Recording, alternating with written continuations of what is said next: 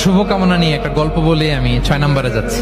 এক লোক মাগরিবের নামাজের আগে তার বন্ধুর জন্য দোয়া করতেছে, আল্লাহ আমার বন্ধুকে তুমি একটা সুন্দরী, রূপবতী, গুণবতী, নেককার, মুতিয়া, কানেতা, জামিলা, রায়েআ একজন রূপবতী নেককার স্ত্রী দাও আল্লাহ। কতদিন ধরে তার বিয়েটা ঝুলে আছে, আল্লাহ তুমি ব্যবস্থা করে দাও, সুন্দরী নেককার আল্লাহওয়ালা। তো সে তো তার বন্ধুর জন্য প্রাণ ভরে দোয়া করতেছে, আর তার স্ত্রী ওয়াইফ পাশেই ইফতারি রেডি করতেছিল। এই দোয়া শুনে মহিলা তো তেলের বেগুনে জ্বলে উঠছে, দৌড়ে আসে বলছে, এই তুমি কিসের দোয়া করো, রাখো। সে বেচারা মোনাজাতের মধ্যে তো ভরকে গেছে, ভয় বলে কি হইলো, আমি তো দোয়া করতেছি আমার বন্ধুর জন্য। তো মহিলা বলে, তুমি কি মনে করছো আমি হাদিসটা জানি না? অন্যের জন্য কোন ভালো দোয়া করলে আগে যেটা নিজের জন্য কবুল হয়, তুমি মনে করছো আমি জানি না? তুমি ভাবছো হাদিস শুধু তুমি একা জানো, আমি জানি না? না, কি সব দোয়া করে এগুলা?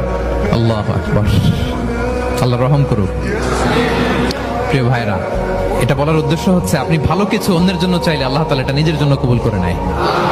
তাহলে অন্যের জন্য কল্যাণ কামনা করা, এটা হচ্ছে হৃদ্যতা, ভালোবাসা, সুসম্পর্ক বানানোর 5 নাম্বার টিপস।